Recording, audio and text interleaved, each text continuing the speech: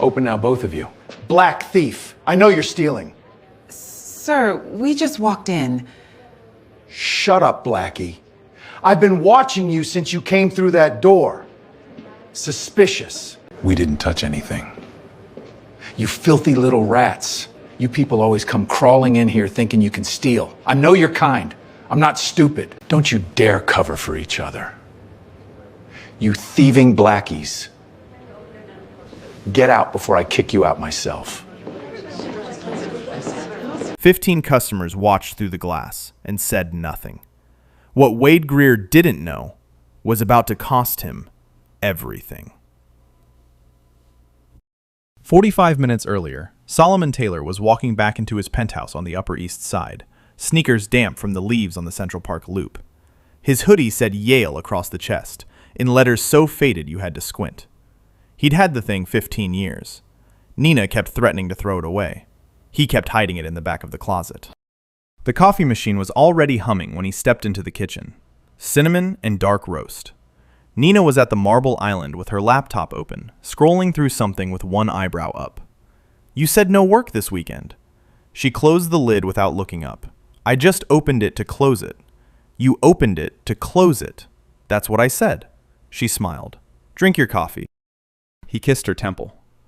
Outside the floor-to-ceiling window, Madison Avenue was waking up. Yellow cabs, a doorman shaking out a rug, a woman in a fur coat walking a chihuahua wearing a smaller fur coat. New York, in late October. The kind of morning where the city looked almost civil. I want to do something for Saturday, Nina said. Just us. No phones, no calls, no emails. What did you have in mind? That watch, the Patek I showed you last week. The vintage one in the window at Sterling and Vance. I want to look at it properly. For our anniversary. He set down the cup. I don't need a watch. I have my grandfather's. I know you don't need one. She put her hand on his. But I want you to have one from me. 15 years, Solomon. That earns a watch. He couldn't argue with the math. They left the building at 10:30. A black SUV waited at the curb, hazard lights blinking. Solomon waved through the tinted window and the driver rolled it down. Marcus, we're walking today. Take the day. You sure, Mr. Taylor? It's 70 degrees and my wife wants to be courted. Take the day. Marcus laughed and pulled away. They turned onto Park Avenue and crossed toward Madison. Solomon's hand found the small of Nina's back. Nina noticed the way the doorman across the street straightened up as they walked past.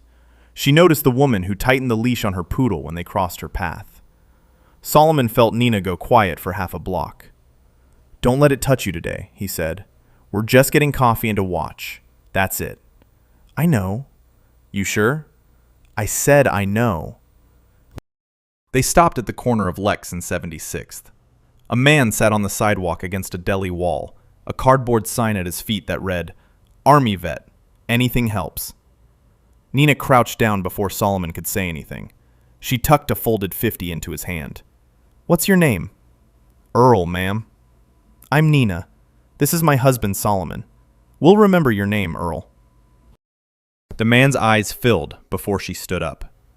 Solomon waited at the curb, watching her, and the look on his face was the same look he'd had the day they got married, like he couldn't quite believe his luck. They kept walking. Madison Avenue at 10:48 in the morning is a particular kind of theater. The valets at the Carlisle Hotel. The matron stepping out of Ralph Lauren with a bag the size of a Labrador. A small Bentley dealership across the street, polished and silent. The smell of fresh chestnuts from a cart on the corner. The kind of neighborhood where your watch tells everyone who you are, and your clothes decide whether they let you in. Sterling and Vance timepieces sat between a jeweler and a private members club. Brass-handled door, frosted glass. A blue awning faded just enough to look expensive. Inside, the air was cooler than the street, and it smelled like cedar and old leather and money. Behind the counter, a woman with a gray bob looked up from a tablet. Her name tag said Margaret Hollis, General Manager. She didn't smile. Across the showroom, near a glass case of vintage Patek Philippe's, a man in a black blazer with an earpiece turned his head. He clicked his radio once. He started walking toward them. Solomon didn't see him yet. Nina was pointing at the watch she'd been thinking about all week. It was the last 60 seconds of peace they were going to have for a long time. Wade Greer had been working the floor at Sterling and Vance for 8 years, long enough to know every regular by name, long enough to know that the man with the silver hair who came in every Tuesday spent $90,000 on a Lang in 12 minutes flat, long enough to know, in his own private opinion, what kind of customer belonged in this store and what kind didn't. He'd been watching Solomon and Nina since they stepped through the door. He intercepted them between the Rolex case and the Patek Philippe display. Smile pulled tight across his teeth, eyes scanning like a hand checking a stranger's pockets. "Morning, folks. Anything I can help you find today?" It was the way he said folks, like the word was a small test. Solomon answered easily. "Just browsing. My wife is looking at a piece. Anniversary gift." "Of course." Wade's smile didn't reach his eyes. "Take your time." He didn't walk away. He took 2 steps back, then 1 step closer than he'd been before. His shadow slid onto the floor in front of Nina before her hand reached the glass. Nina moved toward the Patek case. She pointed at a vintage piece on the second shelf, a Calatrava from 1968, cream dial, leather strap so soft it looked like skin. The salesman behind the counter, a young man in a slim charcoal suit, opened his mouth to greet her. Then he glanced past her shoulder. He saw Wade. He closed his mouth. "Could I see the Calatrava, please?" Nina said. "The 1968? The salesman cleared his throat. He looked at Wade again. "Is there a problem?" Nina said. "That piece is $185,000, ma'am. I know what it costs. That's why I'm asking to see it." Wade stepped in. His shoulder bumped between Nina and the case. The bump was not an accident. The bump said, "Back up." We typically ask customers about their financing arrangement before pulling pieces at that level. The showroom went quiet, in the way rooms go quiet when something is about to happen. The salesman took a step back from the counter. Behind a display, a woman in a camel coat lowered the watch she was trying on and turned her body slightly toward the scene. A man near the door, who had been holding a watch box, stopped breathing for a second. Solomon's voice stayed flat. "My wife is asking to see a watch. Is there a problem?" "The problem, sir," Wade said, loud now, performing for the room, "is that this is not that kind of store. We've had a lot of issues lately with people who don't actually plan to pay, walking in here on Saturdays and wasting our salesmen's time." Nina's jaw tightened. She did not put her hand down. She did not step back. She kept her finger pointed at the glass.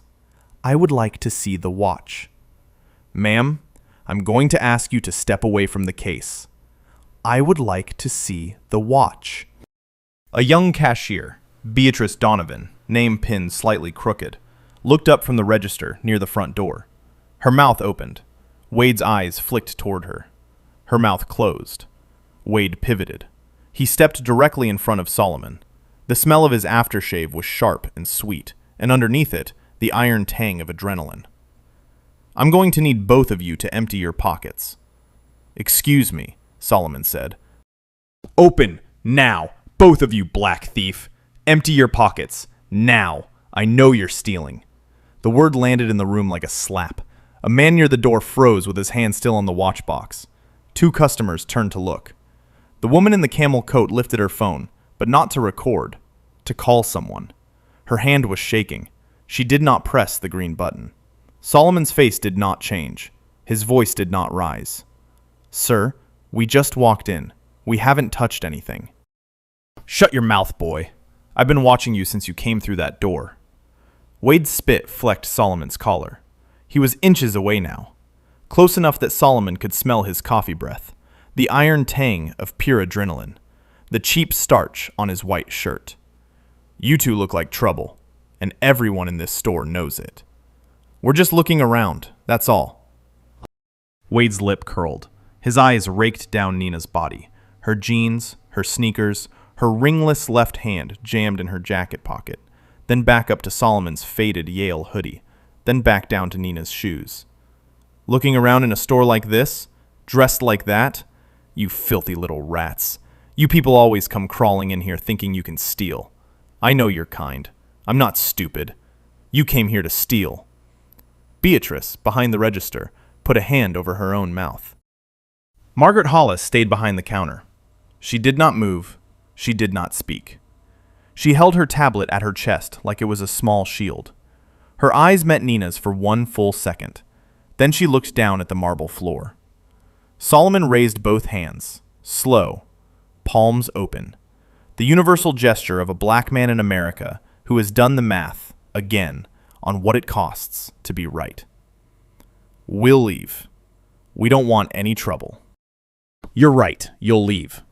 Wade was almost shouting now. And if I ever see your faces in here again, I'll have you arrested on the spot. He grabbed the back of Solomon's hoodie at the collar. His knuckles dug into the base of Solomon's neck. He yanked. The hoodie fabric stretched. A seam at the shoulder gave a small, audible pop. Get on the ground or I'm calling the cops right now. We're leaving. Right now, we're leaving. Wade marched him 3 steps toward the door. Solomon stumbled once. The bell on the door rattled against the glass. Wade was breathing through his nose, loud, like a man finishing a workout he'd been waiting to do all morning. Nina followed. Her hand reached forward. Her fingertips brushed Solomon's wrist. Wade saw the movement. He turned and slapped her hand down. The sound of skin on skin in the quiet room was not loud, but 15 people heard it. The woman in the camel coat made a small noise. Not a word, just a breath that escaped. Don't you dare cover for each other, you thieving blackies. Get out, now, before I drag you out myself. He hit the door with the heel of his palm. The brass handle clanged against the frame. The autumn air came in cold and smelled like roasted chestnuts from the cart at the corner. He shoved Solomon through first. Solomon's shoulder caught the doorframe. He grunted but did not fall. Nina was next. Wade's hand on the middle of her back. Not hard enough to knock her down, hard enough to make a point. They stumbled onto the sidewalk. A taxi honked. A woman walking a small white dog veered around them without slowing, eyes forward, like they were a puddle. Behind the glass, the showroom did not move. 15 customers stood frozen in the soft yellow light. The man with the watch box. The woman in the camel coat with the phone still pressed to her ear. The salesman in the slim charcoal suit. Beatrice with her hand still over her mouth. Margaret Hollis behind the counter, eyes on the floor. 2 regulars who'd been Sterling and Vance customers for over a decade. A young couple from Connecticut who'd come in for a wedding band. Nobody moved. Nobody spoke. Nobody opened the door. Nobody asked if Nina was okay. Nobody asked if Solomon was hurt. Nobody told Wade to stop. Nobody picked up a phone. Wade turned back toward the floor. He smoothed his blazer. He nodded once at the woman in the camel coat, a small nod, the nod of a man saving a kingdom, and walked toward the back of the store. On the sidewalk, Solomon dusted off the front of his hoodie. His hand was steady. He bent down and picked up Nina's sneaker, which had come half off in the shove. He helped her slide her foot back in. You okay? I will be. You sure? After Monday. She looked up at him. Her eyes were clear. She had not cried. She would not cry. After Monday, I will be. He nodded once. He took his phone out of his back pocket. He scrolled to one contact and pressed it.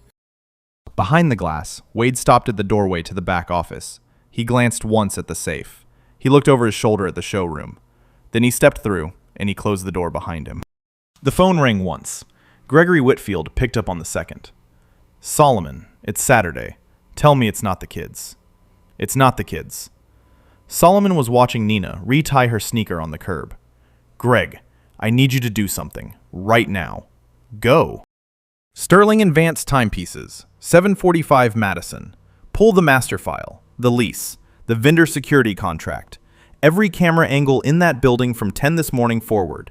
Interior and exterior. I want it preserved on our servers by the end of the day. Nobody from the store touches the footage. A pause.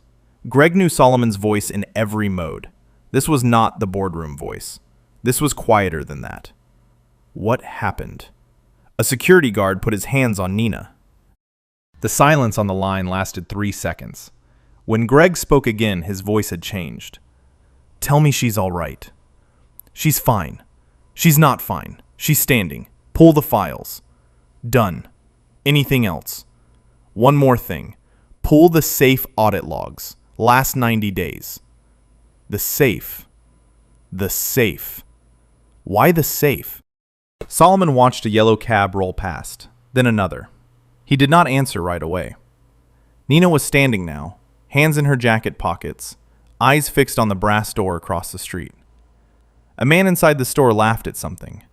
The sound carried through the glass like an insult. Because a man who treats customers like that thinks the rules don't apply to him in other rooms either. I've seen this twice in 20 years. Let's see if I'm right. Monday morning, on your desk. Monday morning. He hung up. He put the phone in his pocket. He looked at his wife. Walk with me, he said. They started up Madison toward 78th. Nina did not take his arm. She walked beside him, half a step behind, and her hand opened and closed at her side, like she was still trying to feel where Wade had hid it. Across the street, inside the store, Wade Greer was not finished. He stepped back onto the floor like a man returning from intermission. He nodded at two customers as he passed them. He paused at the Patek case Nina had pointed at, and rested his hand on the glass for a moment, almost like he was checking that the watch was still there. He clicked his radio. Sweep the floor. Aisles 3 through 6. I want eyes. Margaret Hollis appeared at his elbow. Her voice was low. Wade, could you keep it down? The customers are uncomfortable. She did not say that was wrong. She did not say what just happened. She said, keep it down. They're fine, Wade said. He was watching the woman in the camel coat slip out the front door without buying the watch she'd been holding. He shrugged. She'll be back next week. Beatrice Donovan came around the register. Her hands were shaking. She did not try to hide it. Wade, they didn't do anything. She didn't even take the watch out of the case. Wade looked at her. He smiled. It was not a kind smile. B, how long have you been here? 6 months? Trust me, I've been doing this for 8 years. I can spot a thief from the curb. One day you'll thank me. They were just shopping. They were casing. And you'll learn the difference if you stay long enough. He patted her shoulder. She flinched. He turned and walked toward the back office without looking back. Up Madison, 10 minutes had passed. Solomon and Nina had not gone far. They were sitting on a wrought iron bench at the corner of 78th, across the street and 1 block up from Sterling and Vance. Nina had her phone out and was typing fast with both thumbs. Solomon was on a second call, head down, voice low. The brass door of the boutique opened. Wade Greer stepped out. He looked left, then right. He saw them on the bench. He crossed the street. He stopped 2 feet from Nina's knees. I told you to stay off the property. Solomon did not look up from his phone. Nina did not stop typing. This bench, Solomon said, is municipal, but I appreciate the information. Wade leaned down. His voice dropped to something uglier than what he'd used in the store. Something he wouldn't have wanted the customers to hear. I don't know what little game you think you're playing sitting here, but you picked the wrong store. You picked the wrong block, and you picked the wrong day. I see you on this corner in 20 minutes. I'm calling NYPD, and I'm telling them you're loitering with intent. Nina lifted her eyes from her phone. She looked at him the way a prosecutor looks at a witness she has already decided to break. Noted. Wade held her stare for 2 seconds. He blinked first. He turned. He walked back across Madison and through the brass door. The door swung shut behind him with a soft brass click that sounded, in the autumn quiet, almost polite. Solomon and Nina did not stay on the bench long after that. They flagged a cab on 78th. Nina got in first. Solomon climbed in after her. He gave the driver the address of his apartment. He didn't say a word the rest of the ride. Back in the penthouse, the coffee from that morning was still on the counter, cold in the mug. Nina opened her laptop on the kitchen island. She pulled up the corporate structure of Taylor Capital Partners. She typed in the address of 745 Madison Avenue. The system returned a record dated September 14th, 2019. Full purchase, all cash. Held by a holding LLC 3 layers down from the parent. The ground floor tenant, Sterling and Vance timepieces. Lease renewed March of the current year. The in-store security vendor, Coastline Loss Prevention, LLC. Master Services Agreement renewed by Taylor Capital Partners 14 months ago. Authorized signatory on every document. Solomon J. Taylor. Greg Whitfield was already on a Zoom screen by 1:15. I have the lease, I have the vendor agreement, I have the staffing roster, I'm pulling the safe logs now. We need to talk. Solomon and Nina sat on opposite stools at the island. Nina pushed her laptop toward the screen. Tell me what I'm looking at, Greg said. Solomon spoke first. I'm not going to fire this man because he's a racist. Greg waited. He is a racist, and there are 1,000 racists working in retail in this country, and I cannot fire them all on a Saturday afternoon. I'm firing him because he put his hands on my wife, in my building, on my payroll, in front of my tenants, while the store manager watched from behind the counter and did absolutely nothing. Nina was quiet beside him. She was rolling her wedding ring around her finger with her thumb. Greg, Solomon said, I need you to be a friend for 1 minute, not a lawyer. Can you do that? Yes. Ask me what you need to ask me. Greg took off his glasses. He rubbed his eyes with the heel of his hand. He put the glasses back on. 18 years I've represented you. I've never seen you wrong about a thing like this, but I have to ask. Are you reacting because of Nina, or are you reacting because of him? Solomon did not answer right away. Outside the window, a flock of pigeons lifted from a rooftop across the avenue. Nina put her hand over his on the marble. Both, Greg, and that's the problem. I need to know I'm not firing an innocent man on the worst day of my wife's year. I need data. I need numbers. I need an independent line of evidence. Because if I'm wrong about the safe, I still fire him for what he did this morning. That's not in question. But if I'm right about the safe, then he's not just a man with a bad heart. He's a thief who used a uniform and a racial profile to do his stealing. And those are two different men. And they get treated two different ways. Greg nodded slowly. He wrote something on a yellow pad. Monday morning. You'll have it. Monday morning. The Zoom ended. Solomon closed the laptop. Nina put her head on his shoulder for the first time all day. He kissed the top of her hair. They sat that way for a long time. Across the river, that same evening, in a third-floor walk-up in Astoria, Wade Greer kicked off his shoes and dropped his blazer over the back of a chair. He went to the bedroom. He got down on his knees. He pulled a fireproof safe out from under the bed. He spun the dial. Inside the safe, neat banded stacks of cash sat next to a small stack of folded receipts. Each receipt had the Sterling and Vance logo in the corner. He pulled the top one off. He added a new band of bills to the stack, fresh from his blazer's inner pocket. He smoothed it down. He closed the safe. He stood up. He stretched. He went to the kitchen and poured himself a tall drink and laughed once at something on his television. He had no idea, as he sat down on his couch in his socks, that 14 blocks across the East River, a 60-year-old lawyer was already on the phone with a contact at the Manhattan District Attorney's Financial Crimes Desk. A meeting was being scheduled. A subpoena was being drafted. A camera angle that pointed directly at the back office of a luxury watch store was being copied, frame by frame, onto a secure server that Wade Greer could not access and could not delete. He took a long sip of his drink. He smiled at the ceiling. It was the last good night he was going to have for a very long time.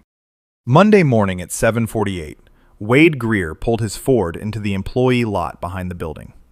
The sky over Madison Avenue was the kind of clean autumn blue you only get in October. He whistled as he walked around the corner toward the front door. He had the kind of weekend in his rear view that a man feels good about. He'd taught a couple of grifters a lesson on Saturday. He'd added $1,400 to the safe under his bed on Saturday night. The Knicks had won on Sunday. Life was good. He reached the front of Sterling and Vance. The door was locked. Wade frowned. He checked his watch.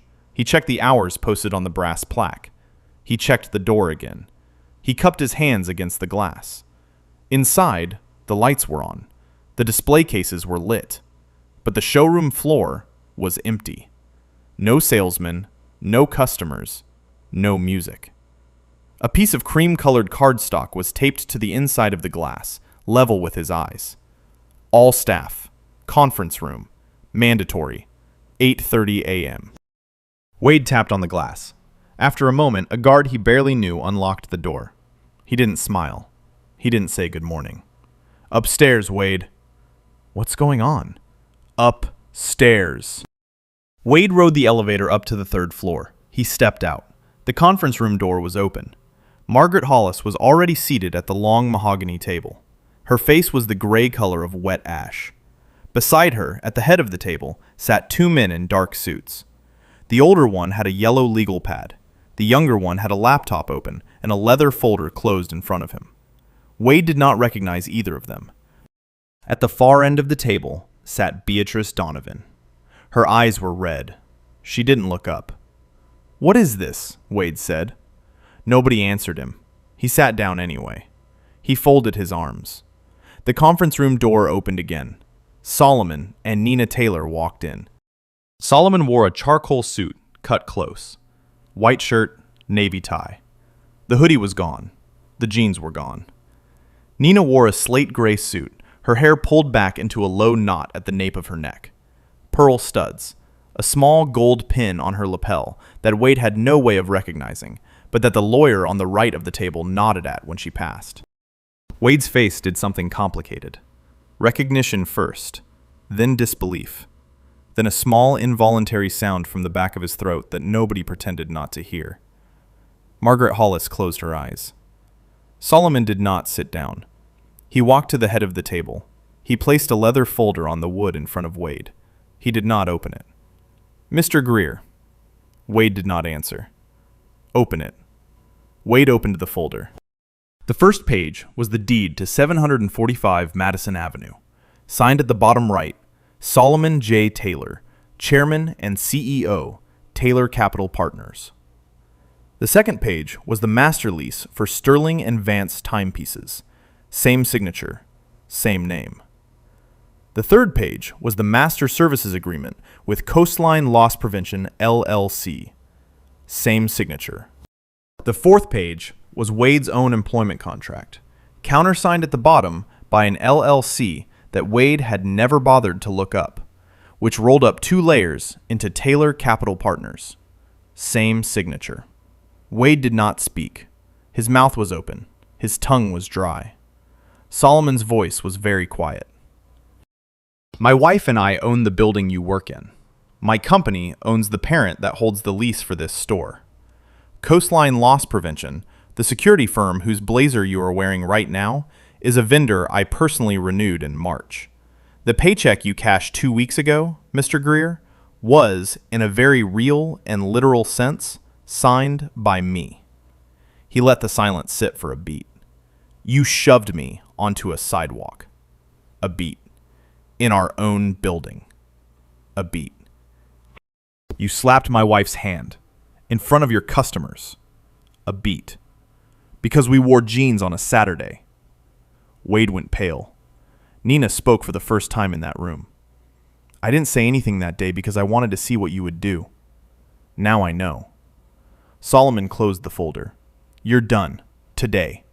He turned to Margaret Hollis. "And the manager who watched it happen from behind the counter?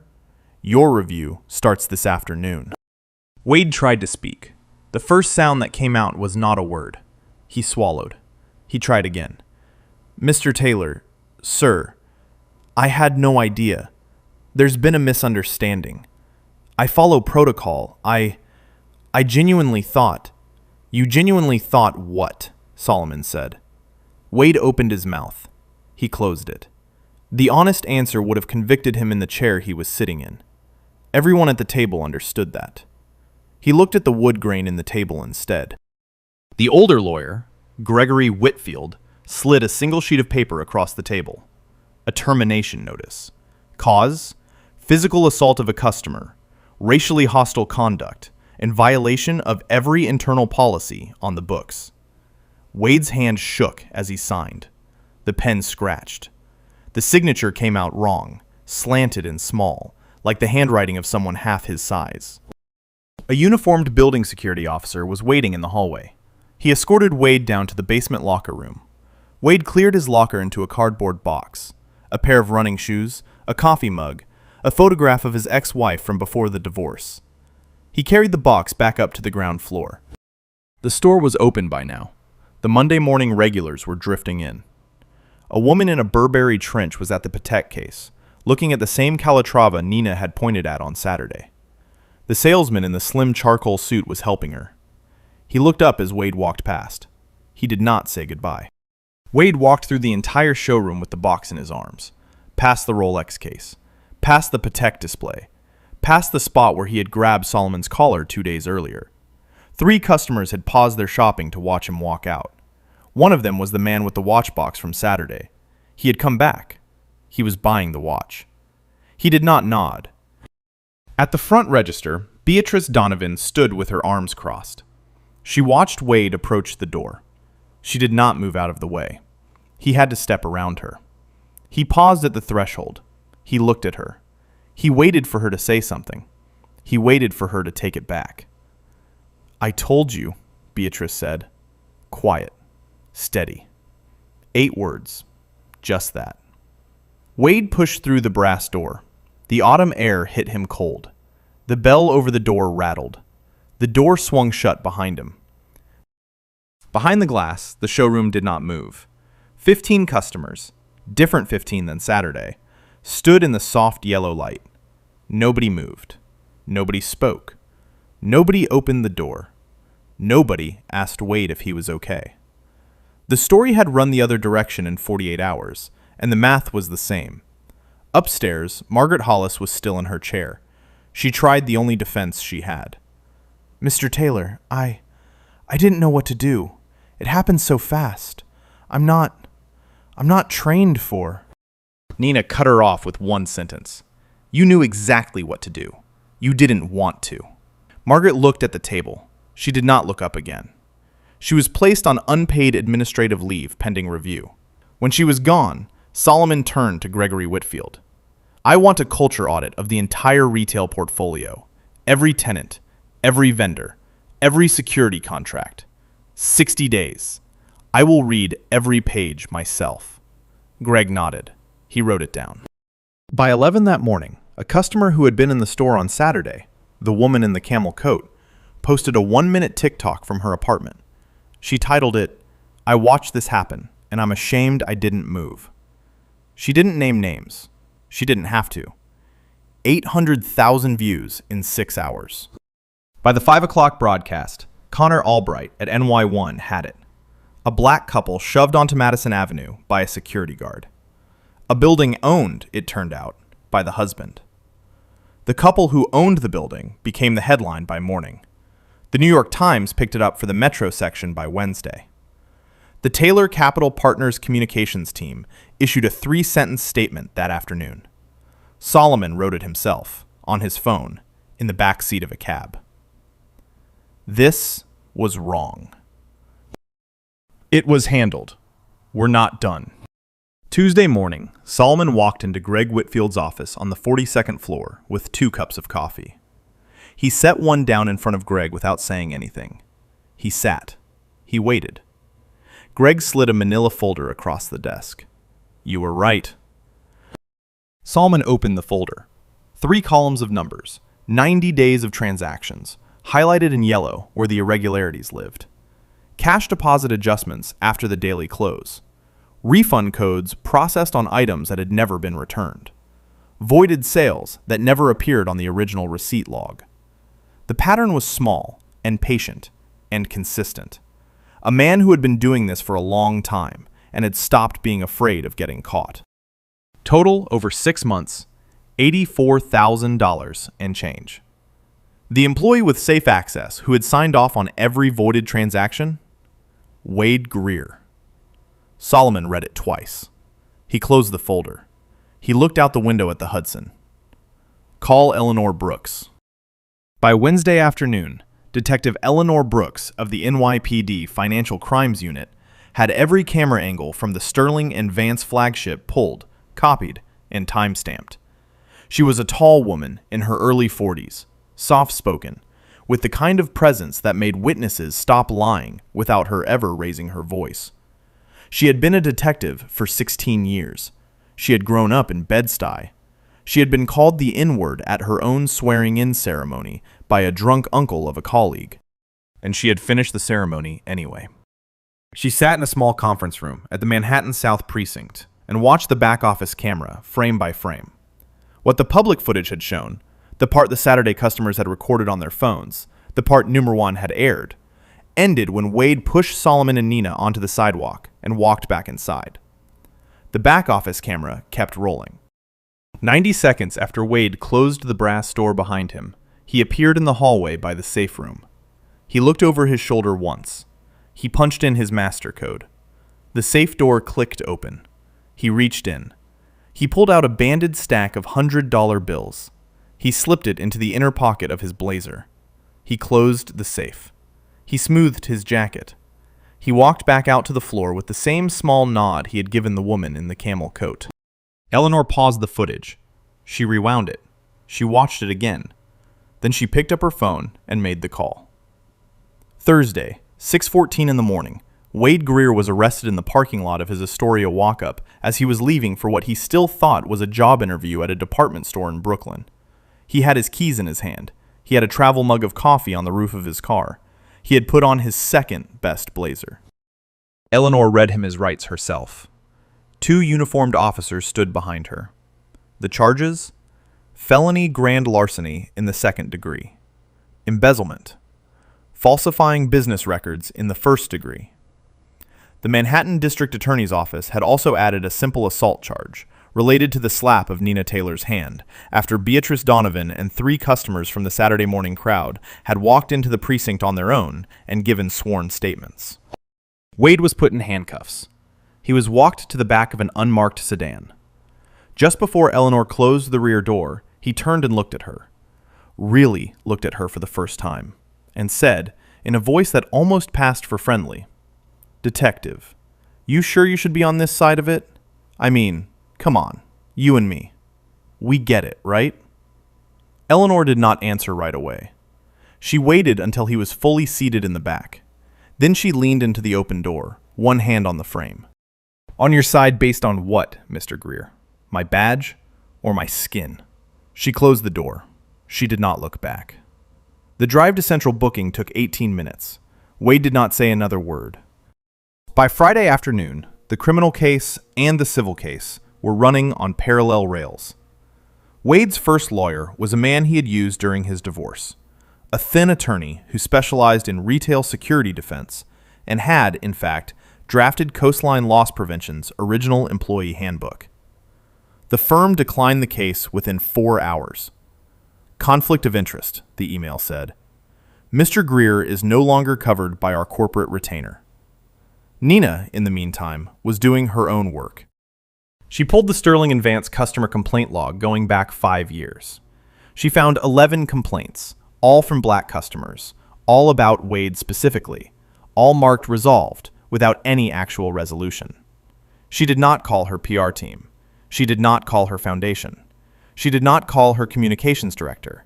She picked up the phone herself and called 3 of those 11 women. She told them who she was. She told them what had happened to her on Saturday. She told them she would personally pay for their attorneys if they wanted to file civil complaints. 2 of them said yes immediately. The third one cried for 10 minutes on the phone and then said yes. Nina did not tell anyone she had done this. Connor Albright found out 2 weeks later when the civil filings hit the public docket. He ran a 3-part series on hostile retail environments across the city. Half of New York was talking about it by the end of the month. Wade Greer's criminal case did not go to trial. His public defender, assigned after the divorce attorney declined, looked at the back office camera footage and the safe audit and the customer statements and advised him to take the plea. He pleaded guilty to 1 count of grand larceny and 1 count of simple assault. The judge handed down 38 months in a state correctional facility, full restitution to Sterling and Vance, a permanent ban from licensure as a retail security officer anywhere in the state of New York. At sentencing, the judge looked at Wade over a pair of half-moon reading glasses and spoke for exactly 32 seconds. "Mr. Greer, This was not the action of a man who made a single bad call on a Saturday morning. This was a man who used the costume of safety to hunt the people he was paid to protect, and to steal, calmly and methodically, from the people who paid him. The harm you did goes beyond the dollars. It is in the building. It is in the room.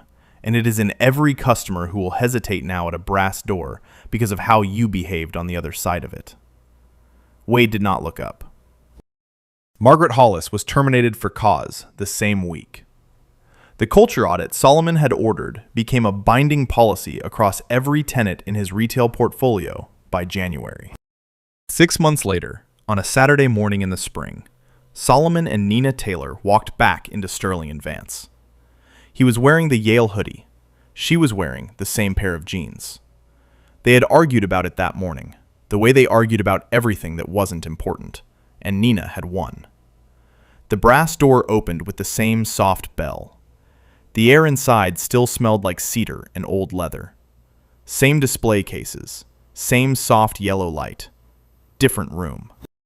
The new general manager, a woman named Priscilla Bell, who had been promoted from a Sterling & Vance flagship in Boston, came around the counter and offered her hand. She greeted them both by name. She did not greet them because she recognized the owners. She greeted them because every new hire at Sterling & Vance now went through a one-day training that Beatrice Donovan had designed, and the first line in the training was simple. Every person who walks through that brass door is your customer until they prove otherwise. Beatrice was assistant manager now. She had her own office on the mezzanine. The first person she had hired in that office was a quiet 19-year-old kid with a part-time community college schedule and a mother who worked nights, and a father who had been homeless on the corner of Lex and 76th for the past year and a half. Earl Jr., Earl Sr.'s boy. Earl Sr. was no longer homeless. The Taylor family quietly paid for 24 months of transitional housing for him, the kind that comes with a counselor and a job coach and a small studio with a window. Nina had handled the paperwork herself in an afternoon. Earl Jr. worked Saturdays at the register. He was saving up for spring semester. Nina walked over to the Patek case. The 1968 Calatrava was still there. Cream dial, leather straps soft as skin. She pointed at it. The salesman in the slim charcoal suit, the same one who had frozen on Saturday, opened the case for her without saying a word. She tried the watch on Solomon's wrist herself. It fit like it had been made for him. She bought it. She paid full price. She had it engraved while they waited. That night, at a small dinner in their apartment for their 15th anniversary, she handed him the small navy box. He opened it. He turned the watch over. The engraving on the back read, "For the man who didn't say a word when he should have shouted. In." He looked at her for a long moment. He did not speak. He put the watch on. Most people who get treated the way Solomon and Nina got treated on that sidewalk don't own the building. They don't have a Greg on speed dial. They don't have a folder. They go home and they carry it. The reason this story matters isn't that the rich black couple won. It's that what Wade Greer did to Solomon and Nina was exactly what he had been doing for years to every other black customer who walked through that brass door. And the only difference, that Saturday, was that one of those customers had the resources to make Monday morning hurt. Most don't. Most go home. So if you watched a story like this and got hot at Wade and felt good when the folder hit the table, that's a fine feeling. Hold on to it for a second. Then put it down. Because the people who change retail in this country are not the billionaires who get embarrassed. They are the Beatrices behind the register who say "I told you" in 8 quiet words. They are the customers in camel coats who post the video. They are the strangers who walk into a precinct on a Tuesday to give a statement they were not required to give. Drop it in the comments. Have you ever been in a store, a restaurant, a lobby, an elevator, and watched someone get treated like a suspect for the crime of existing? Did you say something? Would you say something now? Hit like if you would. Hit subscribe, because part 2 drops soon. What investigators found in Wade Greer's apartment after the arrest goes deeper than the safe under his bed. The world doesn't change because the powerful get embarrassed. It changes because the rest of us decide We are not going to be the 15 people behind the glass anymore.